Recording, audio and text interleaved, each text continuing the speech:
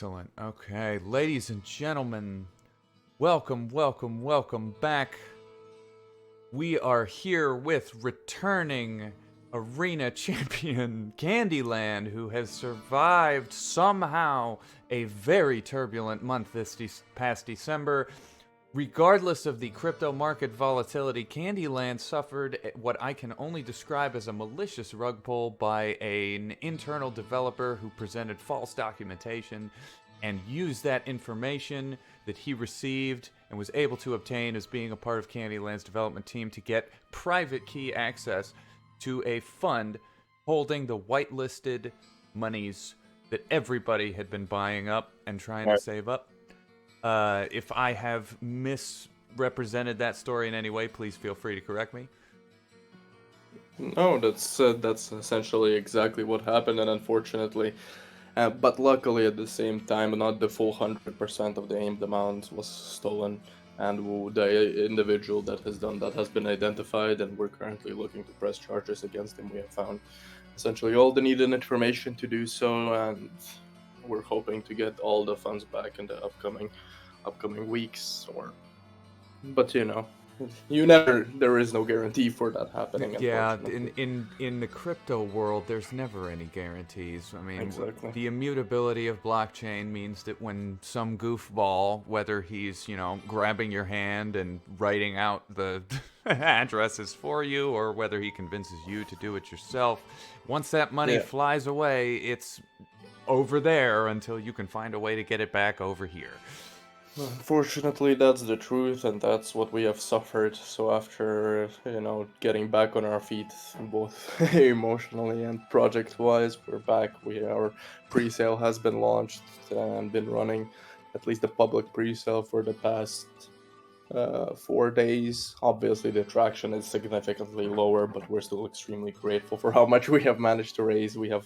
We're in the process of opening to the public pre-sale as well. We have been getting help from an individual, a smart developer that works for Tempo DAO, and he has been so kind as to offer his help in our project, and is just an excellent person with incredible development skills.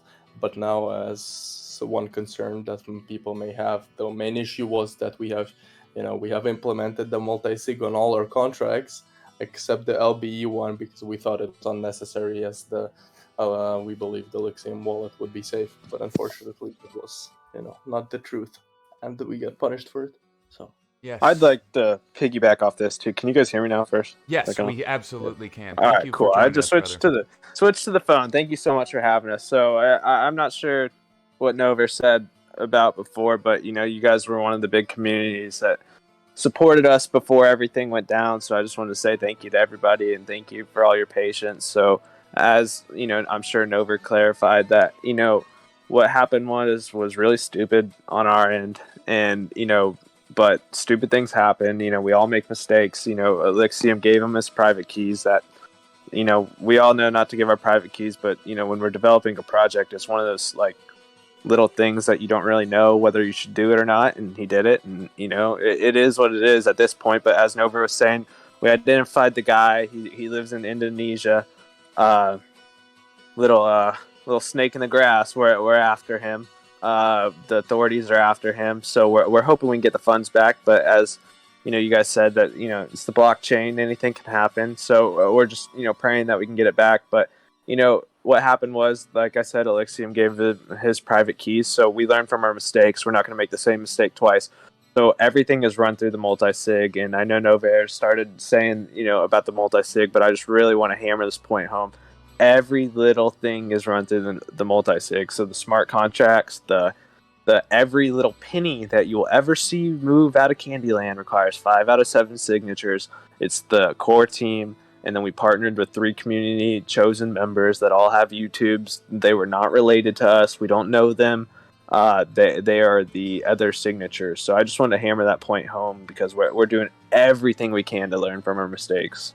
Absolutely. Before we dive into kind of the nuanced angles behind Candyland's response to the incident itself, I kind of want to back up for a second and go back to the moment of the incident and the time leading up to it. I'm not trying to hammer you guys really hard on this because I've heard some interviews you guys have done that I've personally felt you guys were hammered a little hard. I wanted to ask how, at the time the incident took place, how did the team react and respond to the information that there may have been a compromise of the whitelisted wallet funds? So it's one of those things where it's like, you never think it happens to you until it actually happens, you know?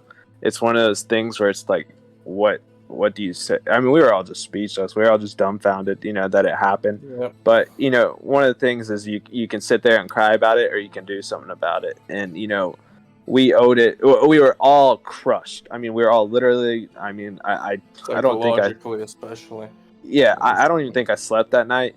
But, you know, the thing is, what people trusted us, and to break their trust as just a human is just like, you know, heartbreaking. It's hard when somebody trusts you and you let them down. I mean, there's not much worse of a feeling. But so we were all really crushed, but we owe it to our investors so to not give up. And that was something that we, you know, reiterated that night, that we weren't going to give up, that we stopped the pre-sale so nobody else lost any more funds, and that we weren't going to give up. And we're doing everything in our power to, you know, to refund those people. Novair, I don't know if you want to hop in more and comment more, but that was a horrible night. And initially, like, there have been many thoughts as to kind of how to proceed, whether to announce what has gone on after, you know, what has happened, whether to hop in on an AMA.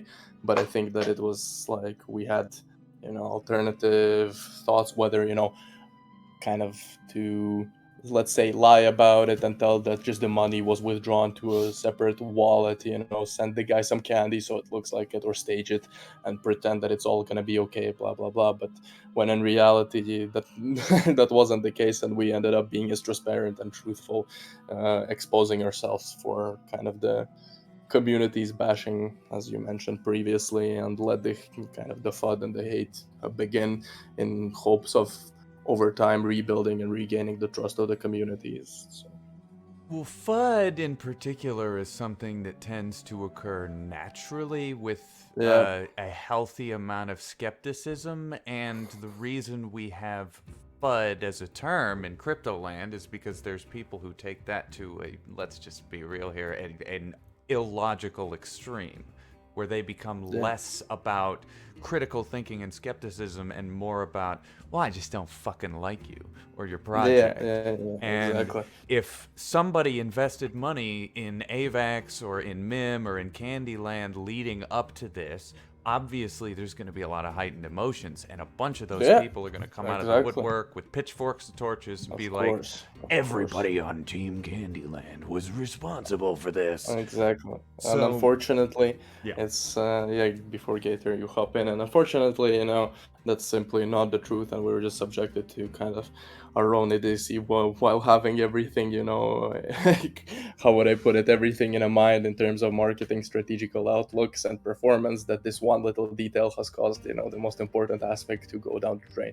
And the choice, you know, whether we want to continue the project and continue moving forward, abandon ship and jump into the water, is kind of the most important one. And I believe that us even staying and continuing working on something, knowing that the trust is ultimately broken, is an important factor that at least should speak for itself. You know, we don't ask you to trust us kind of particularly again, but we just want to highlight that, you know, we have learned from our mistakes. We have published all the contracts for the community to review. Everything is done through the multi-sig, as Gator emphasized, and well, shit happens, unfortunately. So yeah, and then I want to piggyback off that too. You know, everything in the multi-sig and all that is, you know, as transparent as possible. We make an announcement anytime we move like anything, and then you can also just track it yourself too, and that's, you know, like we were mentioning, you know, the beauty of the blockchain. So everybody can follow every single one of our moves and ask any question possible. Well, I'm not going to beat around the bush. The community's got a lot of really excellent questions, so I'm just going to dive right in. Sergeant 13 Bravo starts us off today. He's asking, how did you go about selecting developers for this project? Was there any idea or hint that you had a bad actor? What warning signs will you be looking for next time? Well, that's a good question. As we were starting, we were trying to find, identify developers, and he has shown factors kind of that allowed us or allowed Ellixium as well to trust him as an individual. Unfortunately, Ellixium did not or does not have enough coding experience and was subjected to kind of the peer pressure of the developer saying that this is a necessary step and that he has to do it. And obviously, as a founder, you have in mind that you just want to push the project forward.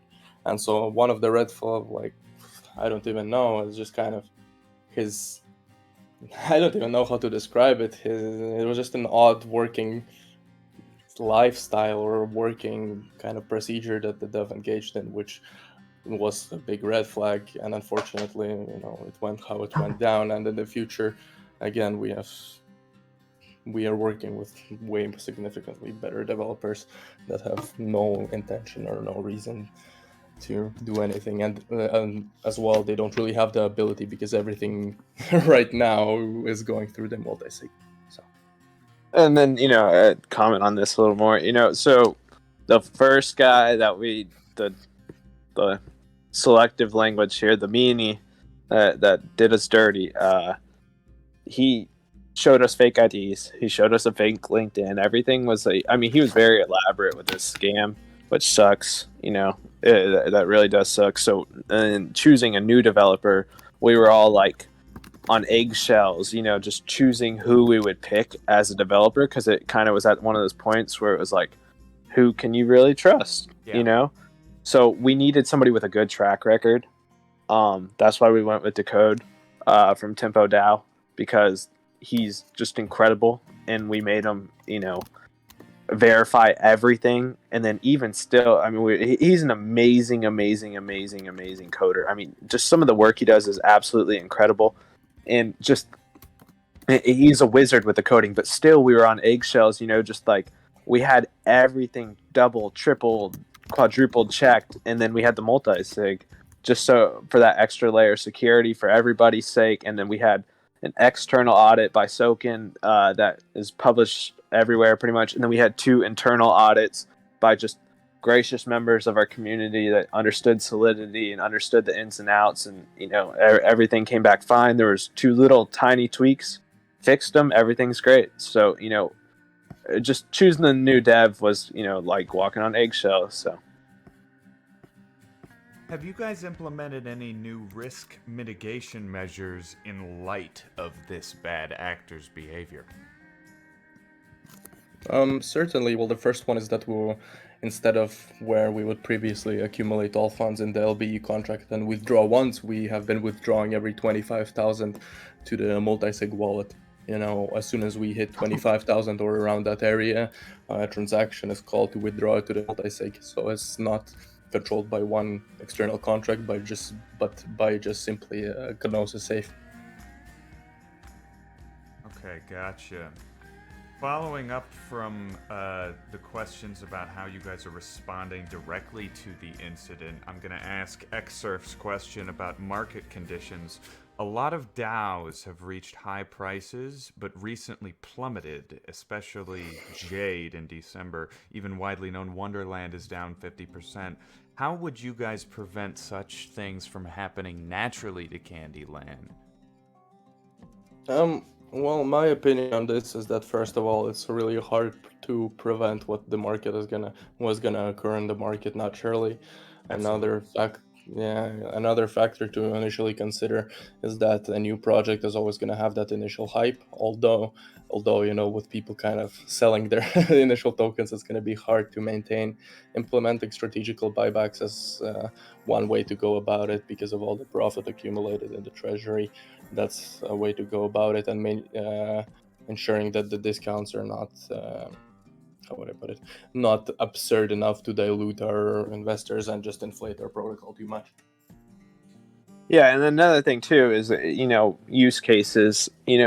What I really think separates Candyland from a lot of other DAOs and other projects is going to be our use case. I mean, you hear the NFT buzzword, you hear the game buzzword. You know, it's just a buzzword in crypto right now. Everywhere you look, there's an NFT with a crypto. There's an NFT with, NFT with a game. There's an NFT this, NFT that. But our NFTs are different. So, music NFTs. I mean, we've all heard that it's coming. We've all heard, oh, it's the next big thing. Oh, it's the next big thing. Well, where is it?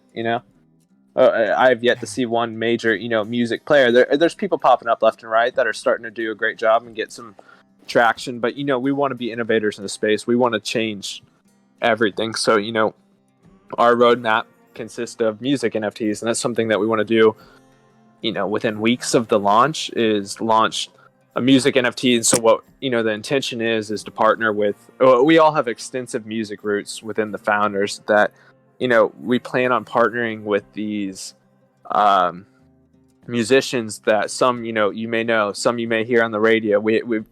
I personally have reached out to several people, gotten a lot of replies, people interested, people that have won Grammys. It's going to be pretty big, and then we're going to debut a lot of up and coming artists and allow them to launch on our platform.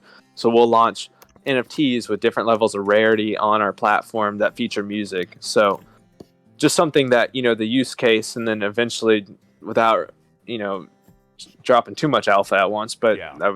I want to, but I can't say everything. But we are going to develop an app, a literal app on your phone that involves geography, kind of like Pokemon Go, sort of, but it'll be a mix between the music NFTs, the app, and concerts. So it'll be really big time. So, price, obviously we can't control Bitcoin, we can't control the market, so there's not an exceptional amount of things that you can do, but what we can do is deliver on our use cases, and that's our intention. So cool.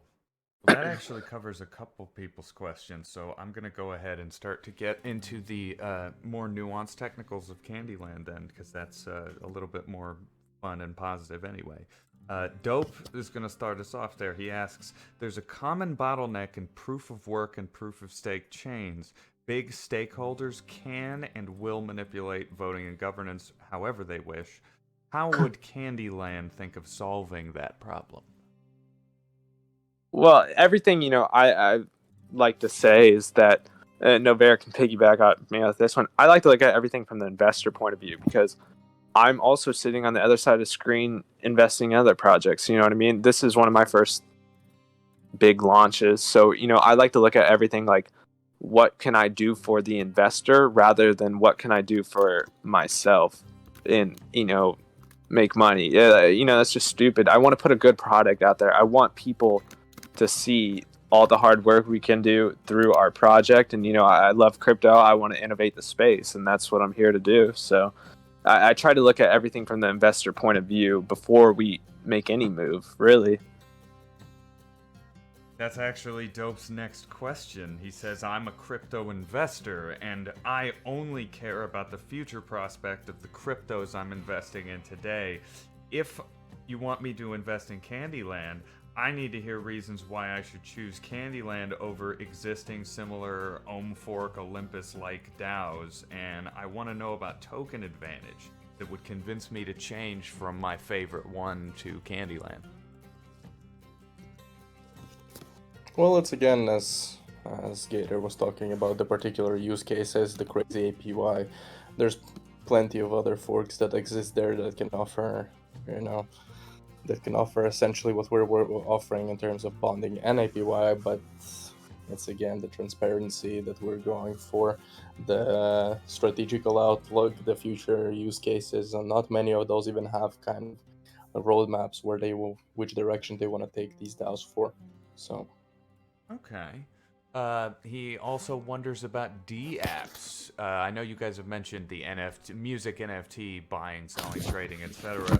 Are there any particular D-apps you were targeting for Candyland NFT series? Go ahead, Novair. Okay. Well, not anything currently in particular. We're looking either to create our own for the NFT in particular, as to mint them and enable everything for that side. But currently, we're still focused on launching our main DAO. I was just thinking that seems a bit ambitious. I mean, I know Yeah, a lot of NFTs are coming up to us in particular and telling me, "Oh, dude, trust me, we're gonna have our own D app. It's gonna be so cool." And then when I ask them what's gonna be cool about it, they kind of shrug. it's a bit far fetched. We're taking it, short like so one step at a time with a long outlook. And right now, those one steps at a time is having the launch of our main bonding and staking app. So Okay. Yeah, and you know, eh, I like you're saying. Everybody's saying, "Oh, we're going to launch our own marketplace." I mean, that is something we are going to do. I mean, that's the great thing about having Decode on our team is just he is not just a Solidity coder. He literally does everything, and so it maybe the marketplace doesn't come out right, as soon as we launch our main app, but it'll be, within Q1, hopefully, and, maybe within a month of launching, I think is our goal. So. All right. And Dope's final tech question would be, do you guys have any specific measures in place to prevent hacking or protect Candyland community members from scams? So yeah, Well, we're looking at a bunch of, first off, the big one that I've been getting a ton in our personal Discord is the bots at launch. I mean, everybody knows what the stupid bots do, where they, front run the price basically, and it makes it you're buying the token at $100, and then it comes back down to 14 like 20 minutes later. I mean, it sucks. So we're looking at like every little thing we can do to try to prevent that. I mean, bots are constantly evolving, so it's kind of like, what can you do? But we're going to do every little measure to protect people that way. And then also just, the added level of security. Everything we do is going to make sure we're secure from now on. We learned from our mistake. We got burnt. We lost a ton of people. We lost a ton of community members, good community members that, trusted in us. So now we're all paranoid, basically, about security. Yeah. So every little step is going to be transparent. It's going to be shown through the blockchain. And we're just going to make sure we're secure with everything that we do. Well, that's definitely a good thing I like to hear, given what you guys have been through. Pay the Toll asks, anything that Team Candyland can learn from the Jade protocol that could be applied to ensure success moving forward? Well, Jade has been implementing quite a few kind of marketing gimmicks through various airdrops, Correct, various APY adjustments, some crazy marketing, which in reality it can capture the people, but does it work? Well, They're funding their own project. Yes, they are. And it's very funny and strange for me to watch. I threw $60 at Jade at a random point just for the lulz, so I could watch the craziness happen. When the thing dumped to $20, I was like, wow, this is incredible. Especially it's as just a lot. The 75,000% APY rebase was still occurring even at the $20 price point. So I was sitting there crunching numbers and thinking, let's see, I'm down 90% in value, but at a 70,000% APY in 6 months, I double my money anyway. Like it's such a strange thing that really made me feel like I personally had participated sort of by throwing a couple of dollars into the wind that then got run over by a train. Yeah, well, it's certainly, and they continue to use just very odd, some actually working some effective techniques to ensure that their protocol runs well, but I kind of, I praise them for their innovation in the space. They're always trying something new and trying to see what sticks, and well, we will pick out what sticks and discard what doesn't. So. Hey, sorry to interrupt, but my boy Ellixium is awake. He's pulling the MJ flu game right now with the vid, but he is joined. No worries, that's okay. I don't even think the Discord stage channel allows us to show videos. I've written a couple emails about that, but suffice to say, until they add that, we're all limited to voice up here. You're good, man. I just wanted to join and try to be a part of it a little bit. I am sick with COVID, so. Yes, sir. Thank you for joining us, taking the time. I know you're ill. Obviously, we send you our regards. I imagine that being stressed as fuck the past month probably hasn't done you any favors. Yeah. Is there anything we've talked a bit about sort of technicals of Candyland and your people's response to the incident inciting itself? Do you have Ellixium have anything you want to add? I asked some general questions about sort of how the team responded at the time and how they were feeling the day of and the day after. Oh, okay. I guess, I mean, when I realized what happened, I was in denial. I thought it was fake. Like, I was just like, no, that didn't just happen. That's fake. Like, what? And then I realized it was reality, and I kind of freaked out mentally. So I stepped away for like 3 hours to try to calm down. But then I came back and we tried to formulate a plan, and the original plan we had was a bad idea. It was recommended by our marketing team at the time. And obviously, I'm a free person. I didn't have to lie, because I lied about what was going on, and they called me out on it. So I just told the truth, like I wanted to do. And so far, it's working out very well that I told the truth and being truthful, like I've always wanted to be. And we've seen great support so far. We're putting so many layers of security now. It's insane. Like multi-sig and all the contracts. All the contracts are owned by the Genosis safe. Yeah. And I'm literally just pulling the money into the safe just in case, because we didn't develop the safe. The contract was generated by the safe, so nobody at all has control over that. So the money is like 100 billion% safe now. So yeah, we learned from our mistakes there, and it won't ever happen again.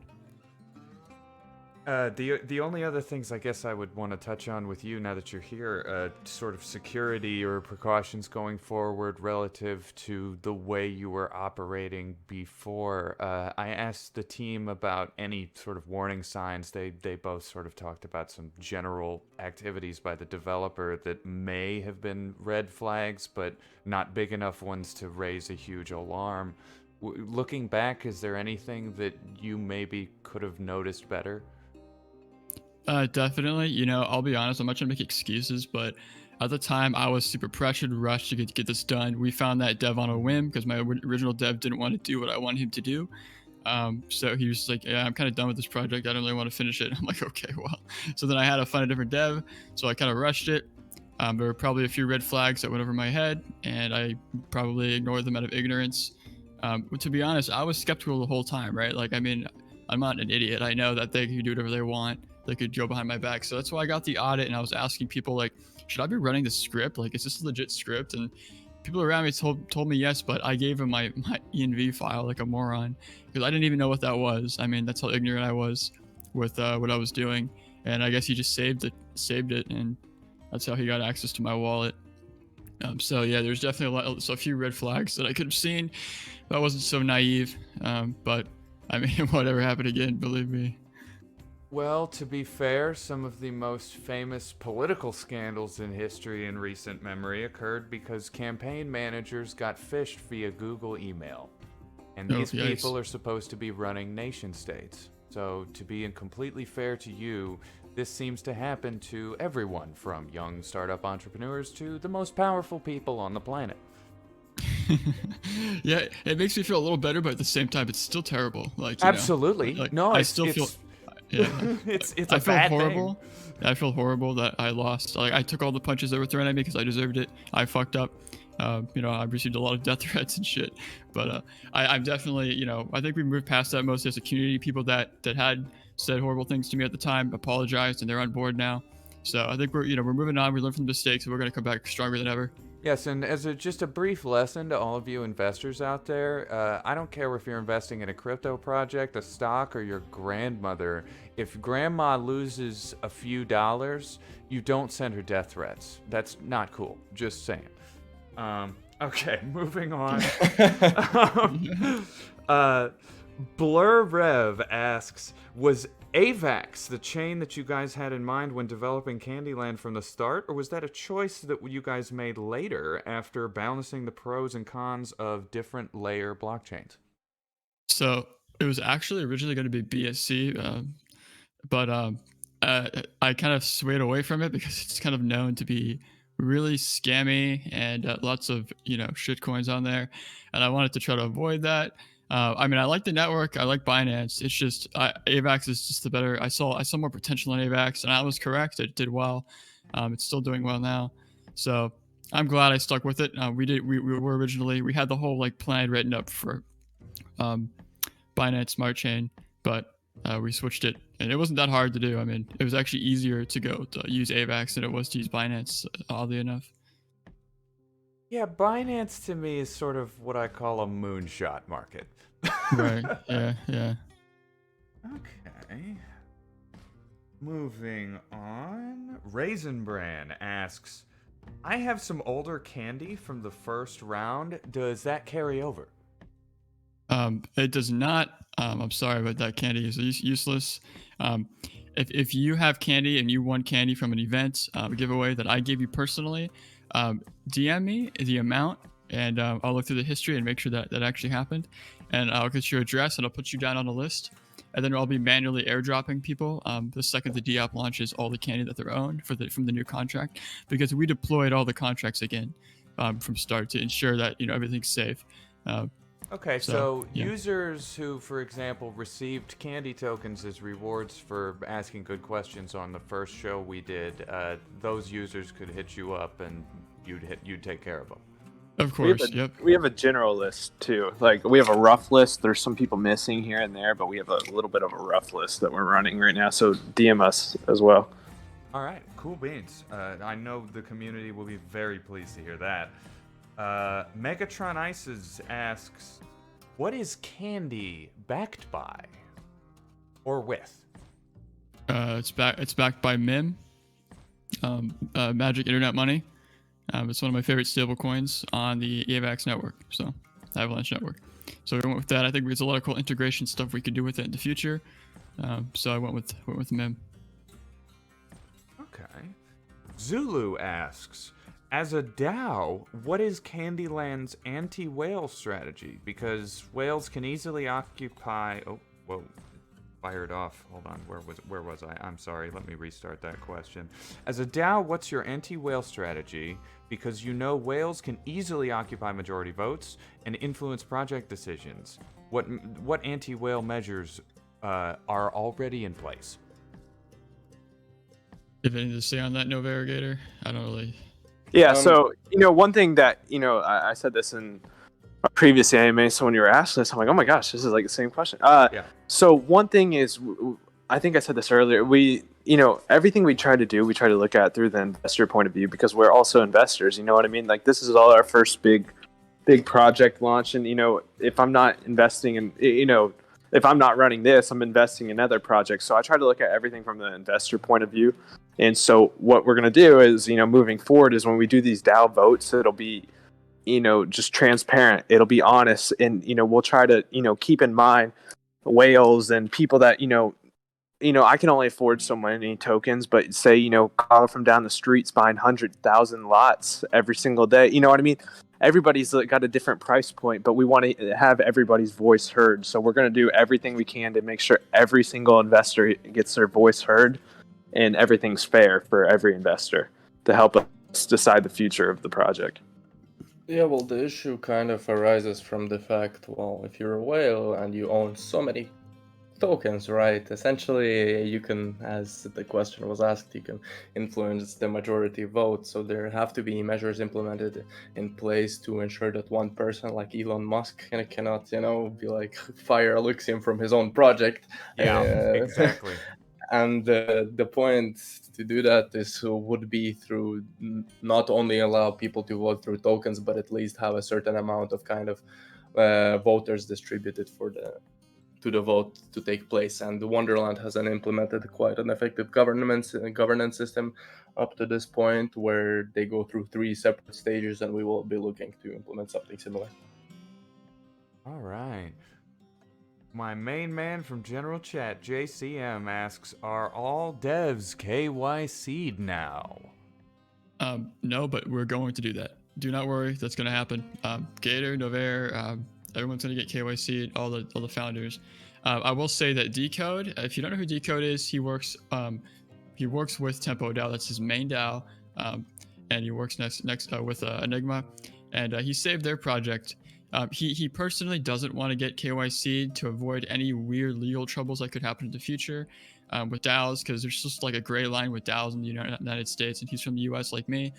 I don't really care about that. I care more about, like, you know, everybody feeling secure, and considering I'm the one running everything, pretty much that's why I KYC. But the founders are also going to get KYC'd. We have the budget for that now, obviously, so we're going to be doing that. We've raised around $140,000 so far, and the public sales aren't even live yet because we're trying to fix a little problem with that. But yeah, I think we've had the code also, like, I've been learning what to look for, and we have the code heavily scrutinized. He even Decode said for us to do that he worked on it. It all looks completely normal. I got another audit done by Soken, so far so good, no problems at all. So that's why he hasn't KYC'd. So don't let that alarm you. I know it might sound kind of sketchy, but believe me, it's all, we read him out really well. Okay. Although KYCs, sorry, I want to just piggyback. KYCs are expensive for no damn reason. So, you know, it's definitely something we're going to get done. It's just KYC to show my face. I wish we could do the video chat. I would show everybody me and my dog. Yeah. And you know, I'd happily do that right now. But for whatever reason, it's like $3,000 to just KYC. So, just wanted to piggyback on that. Yeah, we honestly, you're right. We might as well just go public, like, because I'm already public. People can look me up after what happened. So I mean, it's really up to Novair and Gator though. But we were planning on doing a video. You know, if I wasn't sick, I'd be trying to do that. But you know, makes sense to me, gang. Our next questions come from Zek, who begins by saying, "Hello, everyone. Kandyland seems like a great project, and I adore your attributions. The roadmap is intriguing and promising. I've chosen to ask you gentlemen these 3 questions. First, I did a little background on Ellixium, and it seems he's a huge contributor in the music sector as seen in his YouTube channel, and with his wavy music bot. My question is, what past experiences does Ellixium have to ensure investors and hodlers that he is the best choice for this project, and what are his attributions?"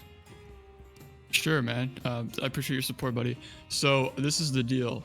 I'm kind of a wannabe serial entrepreneur. I love starting stuff from nothing.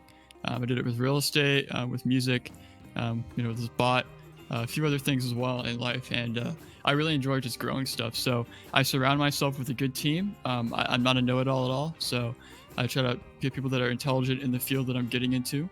I'm not super new to crypto. Like, I've been investing in it for, you know, a few years now, 4 to 8 years, something like that. So I do understand, you know, the fundamentals of it, or, you know, now I understand way more considering I've been in this for 2 months now, as on the dev side. But I learned really quick, and that's pretty much it. I mean, there's nothing much else to say about that. Okay. Zek's second question is, what precautions are taken in the event of a future rogue team member stealing funds and or investor capital? Now that is a multi-sig. So basically, to help you understand this on a fundamental level, if you don't understand how smart contracts work, one wallet address, whether that's MetaMask or whatever decentralized wallet, can own the contract, right? It could be the owner, the manager of the contract. So instead of my wallet being the manager like last time, the Genosis Safe generated a contract, a wallet basically, a contract, and it's the owner of all the contracts that operate and make the DAO function and make the presale website function. So that means that it requires 5 out of 7 signatures. That means that 5 of the founders and YouTubers that are on our multi-sig have to go and have to manually approve it. We've done this for every whitelist we had to submit, so it was a lot. You can even go and you can add it in read-only mode, and you can read all the transactions we had done. But this literally makes it impossible for somebody to hack it virtually. They would have to get control of 5 wallets, and then us not notice, and also withdraw it all at the same time. So it would be very hard for that to happen. Plus, a lot of us are using ledgers now. Like, I have a ledger now, so it's virtually impossible for that to happen again. Okay. Zek's final question. You guys might have hear this a lot, and we actually did get a similar question earlier, but since we have Ellixium now, I'll go ahead and ask it. There's a lot of DAO tokens similar to Kandy. What makes Kandy and Kandyland stand out and not just another ohm fork looking to cash grab promising wonders on a roadmap? So we've answered this before at prior AMAs. And since what happened, we actually came up with some more really good ideas, and I think they're really unique. I don't really want to go into them too deep because last time, the second I talked about the locking staking, it happened before we could do it, when it didn't exist. So I want to try to not do that again. I don't know if they were just thinking the same thing or what, but we have ideas for a game, a really cool interactive game. We have ideas for a lot of cool music stuff with big artists, like mainstream artists, because we have the capital, we can make this stuff happen, right? So that's a lot of the cool NFT stuff with music, artwork NFT stuff, maybe even a DEX possibly. So we have a lot of ambitious ideas, and that would come up to how much treasury balance we have and the governance voting, whatever that ends up being. But right now we are just starting pretty vanilla because we have to get our feet off the ground and get moving. But we're gonna instantly start integrating other cool features onto the D app as fast as we can once it's up and running. So, yeah. All right. Dope is back. I think you partially answered his question, but I'm going to rephrase it in such a way that might fully answer it. Are there any requirements for Kandyland to accept other NFTs or outside gaming projects into the community ecosystem? Someone wants to answer that. I gotta fix that LBE site quick. Sorry. Wait, so you're asking if we are accepting other NFTs or we're launching in other ecosystems? I believe the question is sort of about what requirements would exist, or kind of, I guess, hoops to jump through for other NFT projects or NFT games to be included or featured in the Kandyland ecosystem. That's some part of the treasury that we can include is, including other NFTs and, stuff, games like that. But we really want to be, builders in our own space and burn our own path. And so with that being said, we want to launch our own NFTs and, launch our own games and stuff. We don't really want to piggyback off anybody else's unless we come up with a great partnership or something like that. Okay. But we really want to be innovators in the space. We're not looking to just be another, another pawn. Again, You're looking to be the ones piggybacked off of and not the ones doing the piggybacking. That's correct. that as well, and it's just kind of, it comes down to this important treasury management of how we proceed to use the treasury to bring as much value as possible to the investors that that have trusted our project. So. Okay. Metamorphosis asks, most of the projects have focused on Western markets like North America and Europe. Does Kandyland have any plans for other world markets such as India, East Asia, and the Middle East? Hey, I just want to say something really quick. Sorry, I'll answer that quick. If anybody wondering, the LBE site should be live to the public. So if you guys want to try that out and see if it works for us, that'd be great.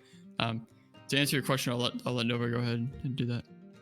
Well, that's we would employ specific marketing strategies that target influencers and AMAs within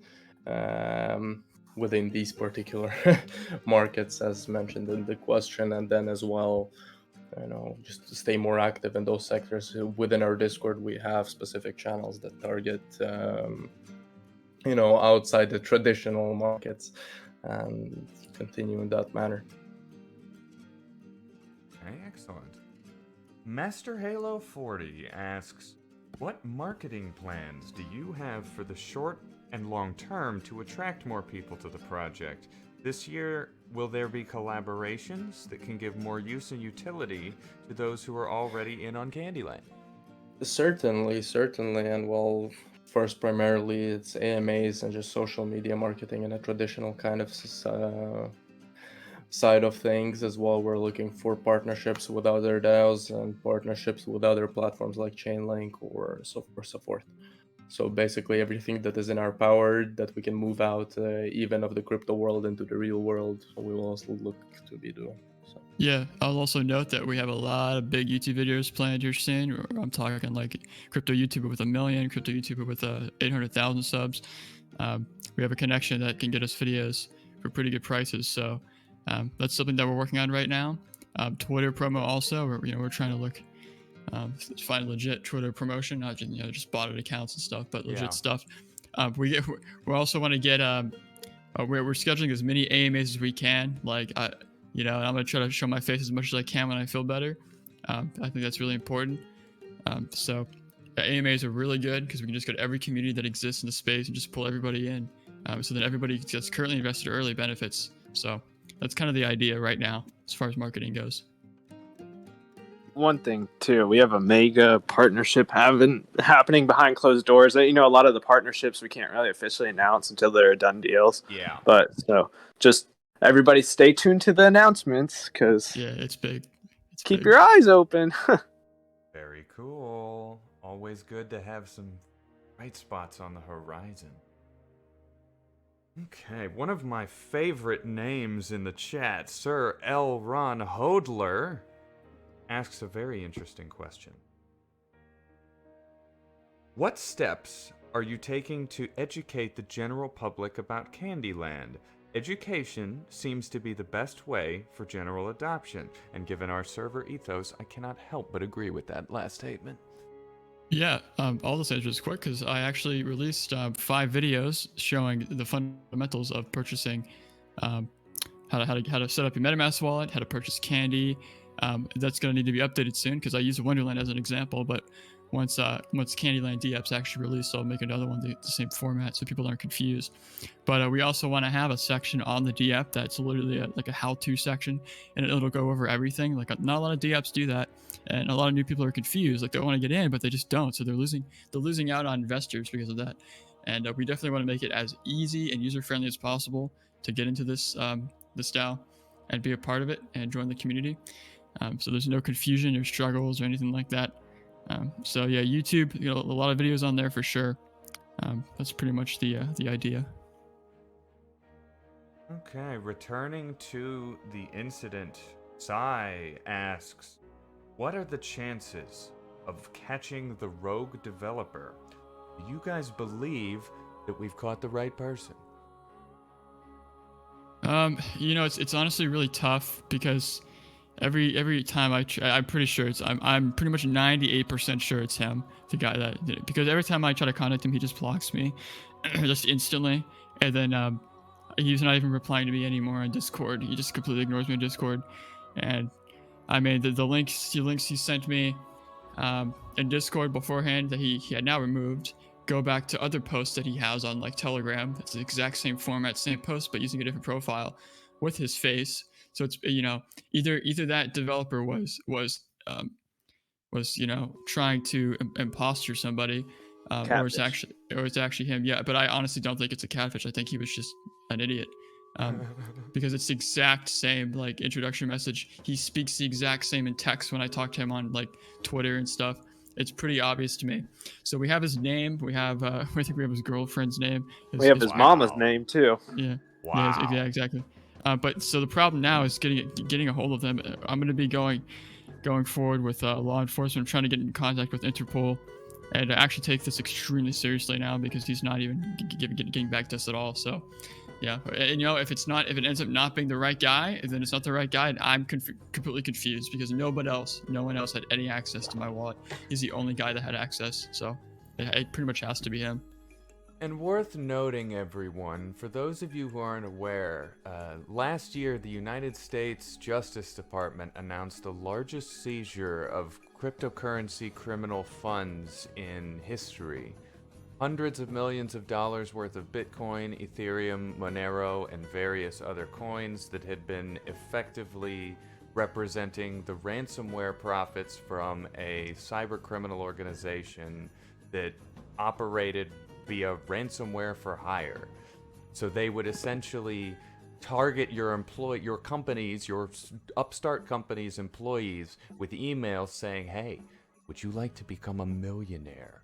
All you have to do is give us your boss's passwords. And if you do that, we will share with you a percentage fee of a giant ransom. So these folks are insidious. They are out there, they're everywhere, and frankly, Interpol needs to be on that shit. Yeah, I agree, man.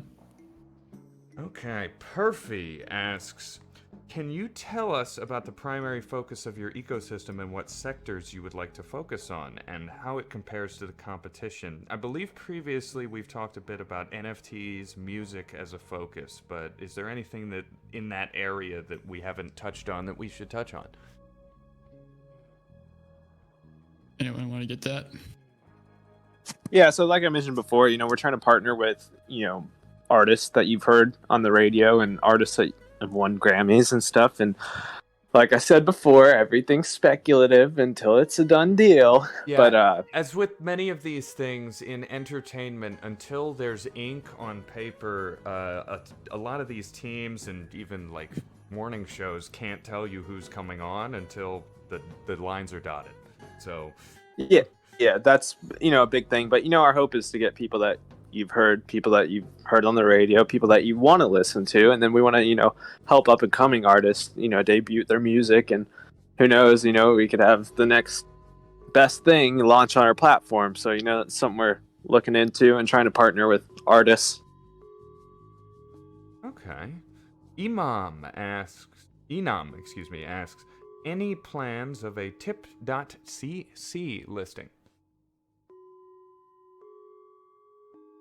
Yeah, actually, that's something we want to do. We'll get that integrated definitely in the near future, probably after the D app launches, for sure, because that's been heavily requested. I want that personally as well. So Cool. Well, as a tip CC community ourselves, we're always a bit extra hype about that prospect. yeah. Okay, another question from Perfy, who asks, what was your thought process behind choosing the name Kandyland? Do you think that naming convention might be an obstacle for the project's ability to grow? No, I actually think it's the opposite of an obstacle. I don't really see any other project using this. I mean, the only issue we would have probably with SEO a little bit is Kandyland, the Swedish streamer, but to be honest, she's not really all that popping right now. So I think we could probably overtake that. We already kind of have. If you type in Kandyland DAO in Google, we're on the front page. So I think it's very brandable. There's lots of stuff we could branch off of. Candy Bridge, Candy Swap, Candy whatever, dude. Candy Machine. Some really cool creative stuff we could do. So I don't think it's an obstacle. I think it's I just came up with the name too randomly and thought, hey, this could be very brandable. So that's what we went with. Okay. Jin Cape asks, there are two main strategies for investors, staking and bonding. Bonders provide liquidity pool points or MIM tokens in exchange for discounted candy tokens after a fixed vesting period. How will you give these discounts to the bonders? Will you get to some private market or individual trade? Just how do you implement it? Is there wallet detection? And what if the token is dropping? Are we going to be compensated because discounted work and percentage? No, you're essentially what happens is that you bond on our website, and at the price at which you bond is you are rewarded over this 5-day period. The reward at the price at which you bonded, it does not fluctuate throughout this 5-day period, so you're kind of subjected to the fluctuations. You're not eligible to kind of pull out your rewards or so forth. So that's why it's still important to time the market. Absolutely. You Love God asks, how long do you plan on actively developing Kandyland DAO before letting it fly on its own wings? Well, I'll take this one as well. At first, it's important to develop and make sure that the full D app works as intended before handing it over to the full DDO sphere, and it will never essentially be fully centralized because fully decentralized, because there's always going to be some people taking charge of the project. In terms of development, you can't really hire there needs to be a balance in between that. So that's why we have founders responsible for the main decisions right now, and they're the ones that will kind of lead the project forward with the contribution of the community. Gotcha. Blur Rev asks, what is behind the structure of the APY percentage? How will it change as more value is locked up in Candyland? Well, the more stakers, the APY is negatively correlated with the amount of people that end up staking on the platform. So the more people that stake, actually, the lower the APY would be. So one way to think about it is the lower APY kind of represents a healthier protocol because first it's less inflationary, and second it's more people are staking on the platform, as well as having a we are in control of setting the reward rate, and initially that reward rate is going to be quite high, but then it's going to drop down significantly as the markets balance out and hard wrap becomes more kind of adopted. Okay. Dope is back. He asks, will there be any extra or further utility for the music NFTs?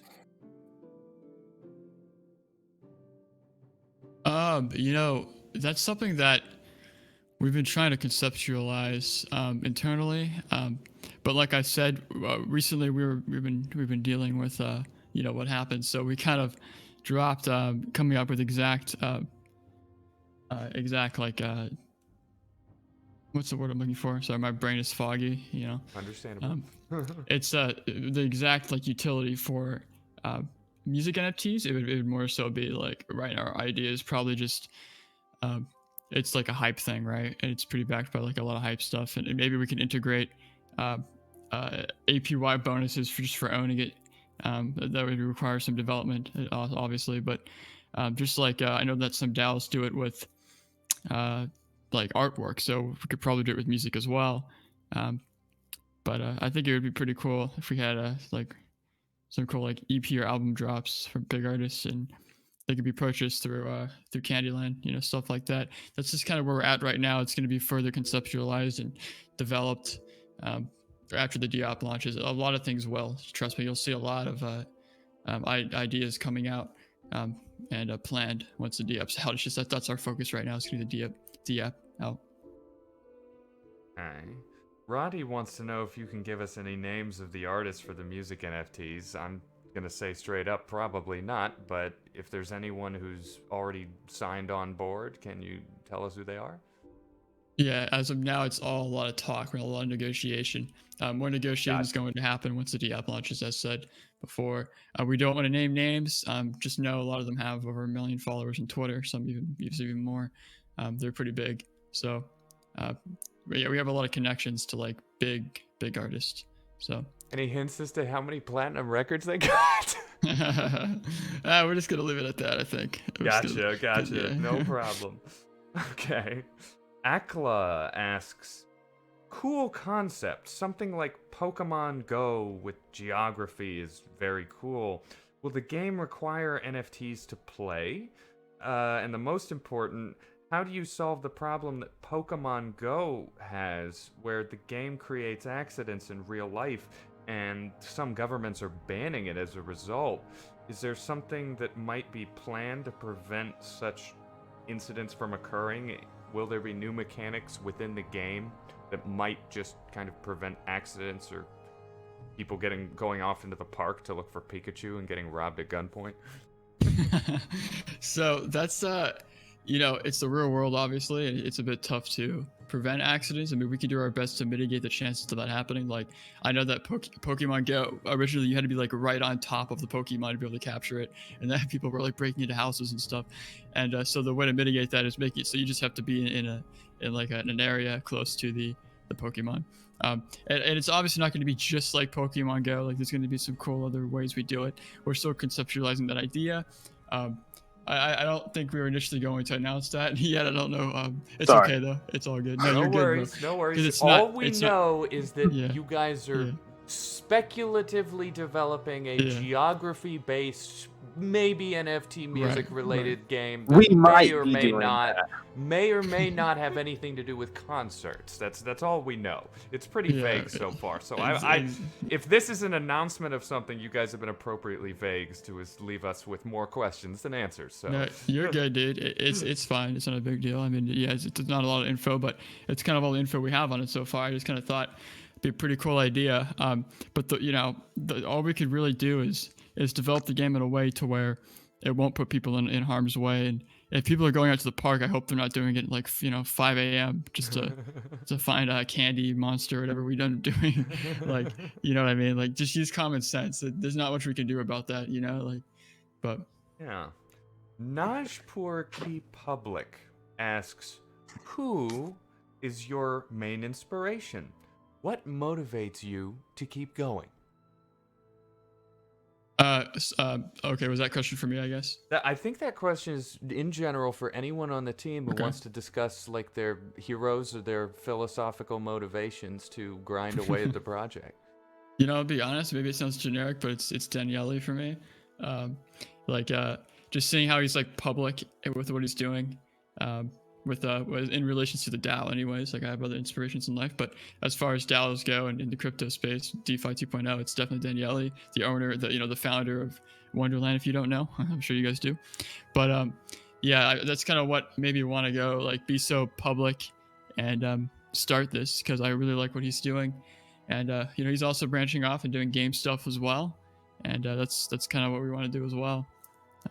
Hector DAO also, they're doing a really good job with marketing, the way they're running stuff, so we take inspiration from them as well. Okay. You guys have anything? Oh yeah, yes, I want to turn to the other two of you. You guys have any inspirations or philosophical motivators that drive you? Navarre, you want to go? That's an interesting question. Honestly, like my family and my close friends just keep me going forward. So, as for, well, yeah, exactly, and those people are just, there for me when I need them to be, and I unfortunately have a strong entrepreneurial spirit, which is just very kind of does not burn out. So. Anything, Gator? Any inspirations you want to share? It's okay if you want to keep them to yourself. No, mine's definitely my family. I mean, just trying to, make everybody's life around me better. And, it's not all about money. It's about, the quality time you spend with quality people. So just trying to get time with everybody. We're all going to die one day. And if I've learned anything from COVID, it's better to, be with people and do what you love than to sit around and be miserable. So. Boy, do I relate to that.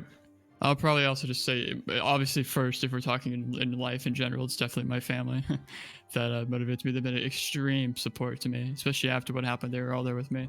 So definitely my family over everything. But as far as the DAO goes, what inspired me to start the Candyland is definitely Daniele. The code also inspires me too. I know he's listening, so he's my biggest inspiration. He's a baller, dude. Shouts out to the code. You Love God asks, do you guys think the high APY might be a barrier of entry to those who would be trying to buy candy on a centralized exchange? I don't see how these two things are related. Essentially, what APY means is that you're getting a percentage, an annual percentage yield. How would that be a barrier to entry? I don't think it is. I didn't think so either, but I still thought it was a neat question. Yeah. So. Okay. Perfy asks, the ecosystems that survive are based off of usability and the dimensions of the ecosystem. Do you guys find this ecosystem could be a part of our day-to-day lives? Why do you feel that way, and how could it be a part of our lives? Certainly. Well, once the main kind of point is to branch out of the crypto space if you want with these ecosystems to become a part of your life, but it's again talking about the utility and usability of said tokens. right? The more utility and usability we implement, the more it's likely to actually become a part of everyday life. For example, what Sifu in Wonderland is saying, that owning 5 wrapped memos can potentially retire you because it will offer you such a great yearly yield. If that's not a part of your life, I don't know what is. Yeah, it's kind of hard to argue with incredibly rapid appreciating it, is it? Exactly. Okay, JCM is back. He asks, most crypto projects are open source, making it very easy to copy and paste, put on a new name, or just deploy on a different chain. Have you guys taken any inspiration for Candyland from other projects in particular? Yeah, like I mentioned before, Hector DAO inspired us a little bit because I was there the day they released and I saw them grow into what they are now. So it was really cool. It was actually when I was in my development stage and like internally. So I was watching them grow and it kind of inspired me to keep going with the project before it was even live. And then we did fork Olympus this time around. We were doing it pretty quickly because we wanted to fix everything. So last time we forked Wonderland, but this time we're actually forking the front end of Tempo. So it's all pretty much the same stuff though. But Decode and his team, they're being really like generous and they're basically rebranding their entire D app for us. So that's awesome. That should be out soon. It's all really the same thing. You know, if it's not Olympus, it's basically a copy of everything else. But yeah. Okay. Blur Rev asks, is there a breakdown of how the money in the treasury will be utilized between development, marketing and advertising, promotions, etc. that we could be shown? You could look at our tokenomics mainly, but from the kind of the app treasury standpoint of view, like we would have to vote and see with our community how they want it to be distributed, but quite a bit, I'd say a weekly or a monthly allowance for particular marketing funds withdrawn from the treasury would be the way to go. And it depends on how much we make naturally. If we're not kind of the treasury doesn't accumulate enough funds, what is there to take for the marketing, etc. Okay. My guy Raisin Bran comes up with a very cool question. For context, I feel like I should add that Raisin Bran is himself a music creator, musician, and producer. He asks, how are the contracts going to work for getting on your NFT record label? I.e., a 2-year agreement with a number of songs or albums produced in X amount of years, or is it simply independently uploaded to music? Well, sorry, I was spaced out a little bit. You can answer that, Nova. Yeah, again, it's just so far-fetched. Right now, we're not really kind of focused on that or have started the development of that even. So once we'll have the answer to that, we'll let you know. Well, and another thing too is every artist is different. Everybody operates differently. It's not like, one set schedule. So, I mean, we're going to work out whatever's best for both parties too. So it's not like we can say exactly right now. Yeah, I mean, the deal is right now is the second we start focusing on like what we're doing exactly with the music aspect, we'll have an idea done in a day. That's just kind of how we are. So, and we'll announce it pretty soon after. So just keep a lookout after the D-app launches for that. Okay. Yeah, I say we take 2-3 more questions and then we should probably wrap it up. You got it, boss. Oh, yes, we are. 8 minutes into overtime. I appreciate you guys sticking around to answer these. We do have a few more that are very good. Metamorphosis asks, speaking of marketing, do you have plans on bringing non-crypto users specifically to your project? And if yes, what are the plans to do so? Also, what means of marketing and advertisement do you want to implement in the future? Again, as talked previously, AMAs and social media marketing are the two kind of strong suits of crypto because it lives on Twitter, Discord, and so forth, right? Yes. And then from the kind of crypto standpoint of view, it's, as Ellixium mentioned, educational kind of platforms to educate the people that don't really know how any of this works on like guide them through the staking process in terms of even more non crypto friendly users, something like billboards to just bring general awareness for people to be like, well, what the hell is Candyland and why is it an NYC billboard, you know? Something like that. Okay. USMB2 asks, why did you guys choose Magic Internet Money as a stable coin and not UST or other similar hot up-and-coming stable coins? Well, because MIM is currently the biggest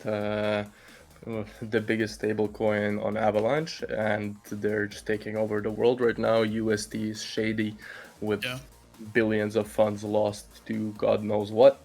So it was an easy choice, and it's led by Daniele, who is a trusted figure. So yeah, if you're talking about USDT, I'm staying away from that with a 10-foot pole because it seems like they're just doing some shady stuff behind the scenes, and they're just printing coins and just like nothing.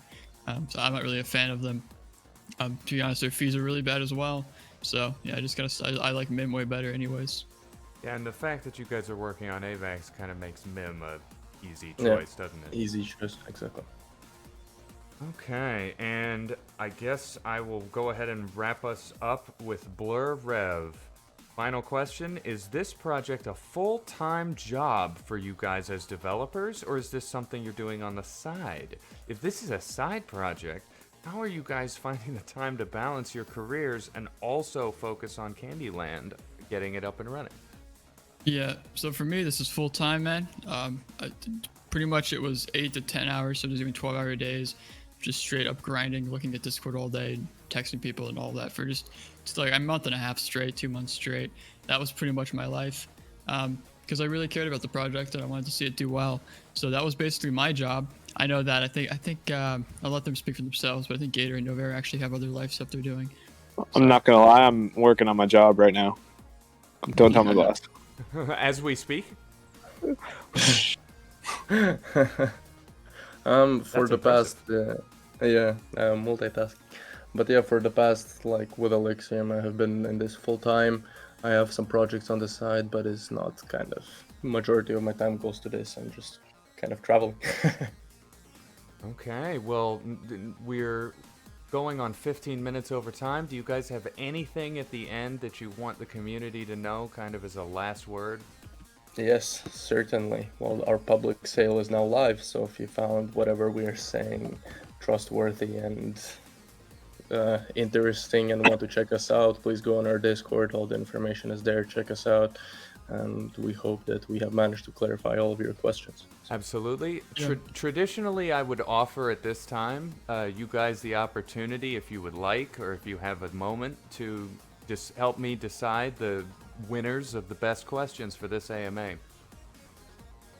Sure, we can do that. Let me just say something quick too before anybody that's stuck with us after what happened. I really appreciate you guys. It means a lot.